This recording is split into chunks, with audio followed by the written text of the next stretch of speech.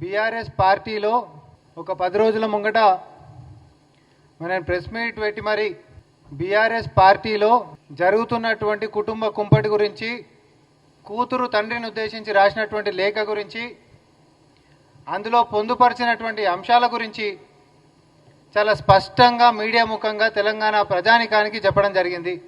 అవి ఫేక్ లెటర్లని, లేకపోతే కాంగ్రెస్ పార్టీ నుంచి నేనే ఏదో తయారు చేసినా అని, లేకపోతే అందులో వాస్తవాలు ఏమీ లేవని, వాళ్ళ కింద ఉండి జీతాలు తీసుకుంటున్నటువంటి కొంతమంది సోషల్ మీడియా ఇవన్నీ ఇదంతా కూడా ఒక ఫేక్ న్యూస్, ఫేక్ లెటర్లు అట్లాంటివి లేనే లేవు అని మాట్లాడితే, నిన్న విమానాశ్రయంలో స్వయాన కల్వకుంట్ల కవిత గారు ఆమె రాసినటువంటి లేఖ గురించి ప్రస్తావించినటువంటి అంశాన్ని నేను మళ్ళొకసారి గుర్తు చేస్తూ, కేసీఆర్ గారు దేవుడు లాంటి వాడు, కానీ ఆయన చుట్టుముట్టు కూడా దయ్యాలు చేరినాయి అనేటటువంటి ఒక అంశాన్ని ప్రస్తావించిండ్రు. ఈరోజు కాంగ్రెస్ పార్టీ ఇదే వేదిక నుంచి ఇంకొన్ని విషయాలు కూడా మేము ముందుకు తీసుకొని రాగలుగుతున్నాం. ఏమని, అసలు కన్న బిడ్డ తండ్రితోటి పంచుకోలేనటువంటి పరిస్థితులు, ఉత్తరాలు రాసి మరి చెప్పుకోవాల్సినటువంటి దుస్థితి, మరి ఆ దేవుడి పక్కన ఉంటున్నటువంటి ఏ దయ్యాలు కలిగించినాయి అనేటటువంటిది మనం మాట్లాడుకోవాలి.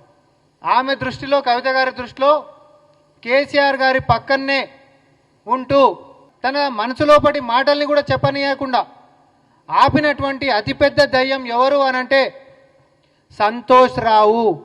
కనీసం ఫోన్లు చేసినా తండ్రికి ఫోన్లు ఇవ్వలేనటువంటి పరిస్థితికి, చెప్పుకుందామనంటే చెప్పనియనటువంటి పరిస్థితికి కేసీఆర్ గారి పక్కనే ఎప్పుడు వండుకుంటా, ఎవరు మాట్లాడాలన్నా, ఎవరు కలవాలన్నా, ఎవరు ఏం చేయాలనో పరోక్షంగా ఈరోజు పార్టీని నిర్ణయిస్తున్నటువంటి శక్తిగా సంతోష్ రావు ముందుకున్నాడు. ఎమ్మెల్యేలు పత్రికలు ఈయనకి పోతామనంటే కూడా దర్శనానికి ధరలు పెట్టినటువంటి చరిత్ర ఆయన కుంతి అనేటటువంటిది ఇదే మీడియా ముఖంగా నేను చెప్తా ఉన్నా. ఇక కేటీఆర్ గారు ఈరోజు ప్రెస్ మీట్ పెట్టి ఆయన మాట్లాడిండు. ప్రజాస్వామ్యం అంట, ఇదో కొత్తగా చెప్పిండు వాళ్ళు పదం, ప్రజాస్వామ్యం.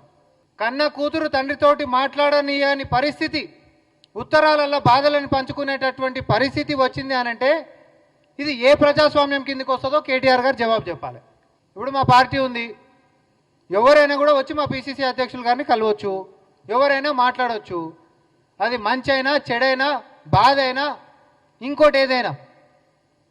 ప్రజాస్వామ్యం గురించి మాట్లాడినటువంటి కేటీఆర్ గారు మీ కుటుంబ సభ్యుల్లో మరీ ముఖ్యంగా మందితో పోల్చుకుంటే కవిత గారి గురించి మాట్లాడింది. ఈరోజు మా పార్టీ అని ఎంతసేపు కవిత గారిని దూరం చేసి మాట్లాడండి.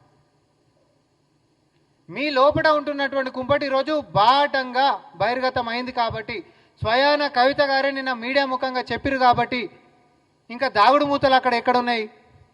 కానీ నేను ఈరోజు ఈ యొక్క ప్రెస్ మీట్లో ముఖ్యమైనటువంటి ఒక ఉద్దేశం ఏంటిది చెప్పదలుచుకున్నామనంటే, ఈ దయ్యాలు అనేటటువంటి పదంలో అతిపెద్ద దయ్యం సంతోష్ రావుగా, తర్వాత